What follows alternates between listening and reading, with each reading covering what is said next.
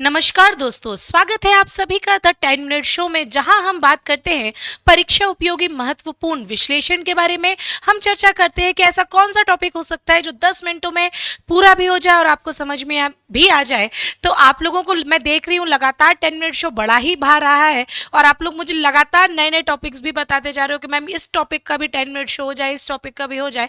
तो आप लोगों के भारी मांग के अनुसार आज का जो टॉपिक है वो है नवीन नियुक्तियां 2024, अर्थात वर्ष 2024 तक, मतलब टिल मार्च तक जितने भी नई नियुक्तियां हुई हैं अलग अलग संस्थाओं में, अलग अलग संगठनों में, हम चर्चा करेंगे उनका अगला 10 मिनटों में, ताकि ये परीक्षा उपयोगी जो तथ्य है, ये जो परीक्षा उपयोगी टॉपिक है, वो आपका 10 मिनटों में साथ साथ में मस्ती मस्ती में पढ़ते पढ़ते ही हो जाए। तो सभी का स्वागत है। अगर आप लोग इस वीडियो तक पहुंच चुके हैं तो फटाफट वीडियो को लाइक कर दीजिए, शेयर जरूर कर देना, लेकिन अभी नहीं, पढ़ने के बाद, और जल्दी से जल्दी कमेंट भी बता देना, वो भी अभी नहीं, पढ़ने के बाद बताना कि वीडियो कैसा लगा। और नए टॉपिक की जानकारी आप लोग मुझे कमेंट सेक्शन में दे सकते हो, ताकि अगला 10 मिनट की जो चर्चा है आपकी डिमांड के अनुसार हो सके। तो सबका स्वागत है द 10 मिनट शो में। मैं उन्नति जैन आप सभी का स्वागत करती हूँ। नवीन नियुक्तियां 2024 की चर्चा होगी। अगर आप लोग ने विनर्स इंस्टीट्यूट के टेलीग्राम चैनल को अभी तक फॉलो नहीं किया है तो फटाफट फॉलो कर लीजिए, जहां पर आपको सारी पीडीएफ और सारी क्लासेस के नोटिफिकेशंस मिलते हैं।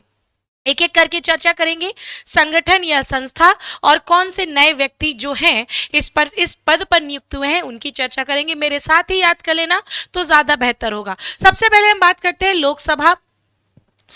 लोकपाल अध्यक्ष की। तो आप सभी को पता है पिनाकी चंद्र घोष के बाद नए लोकपाल बनाए गए हैं।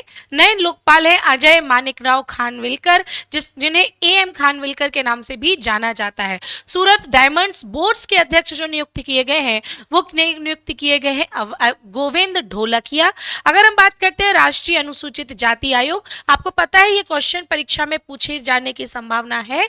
तो नेशनल एससी का जो कमेटी है, कमीशन है, उसके अध्यक्ष बनाए गए हैं किशोर मकवाना जी को। ये भी आप याद रख लेना। अजय मानिकराव खानविलकर को भी याद रख लेना चाहिए। अगर हम बात करते हैं तो इंडियन स्टील एसोसिएशन, जिसको आईएसए भी बोला जाता है, नवीन जिंदल को इंडियन स्टील एसोसिएशन का अध्यक्ष नियुक्त किया गया है। अगर हम बात करें प्रसार भारती के अध्यक्ष तो नवनीत कुमार सहगल, प्रसार भारती नवनीत कुमार सहगल को नियुक्त किया गया है। केंद्रीय सतर्कता आयोग सीवीसी, सेंट्रल विजिलेंस कमेटी के जो अध्यक्ष नियुक्त किए गए हैं वो है एएस राजीव। ये राजीव कुमार नहीं है, राजीव कुमार आपके निर्वाचन आयोग के अध्यक्ष हैं। यहाँ पर सतर्कता आयोग के एएस राजीव हैं, थोड़ा सा इसको भी ध्यान से देख लेना। अगर हम बात करते हैं federation of Indian export organisation, जिसको फीओ भी बोला जाता है, FIEO, federation of Indian export organisation, जिसके अध्यक्ष हैं अश्विनी कुमार, इनको भी याद रख सकते हो, परीक्षा उपयोगी हो सकता है। मार्च 2024 में भारत सरकार के प्रवक्ता, स्पोक पर्सन के रूप में जिन्हें नियुक्त किया गया है वो है शेफाली बी शरण। ये एक महत्वपूर्ण फैक्ट हो सकता है। अगर आप लोग इस वीडियो को देख रहे हैं तो चाहे तो मेरे साथ आप नोट्स भी बना सकते हो। अगर हम बात करते हैं भारतीय सेना के उप प्रमुख जिनकी नियुक्ति हुई है हाल ही में, उपेंद्र द्विवेदी, ये भी एक महत्वपूर्ण नियुक्ति आपके लिए हो सकती है।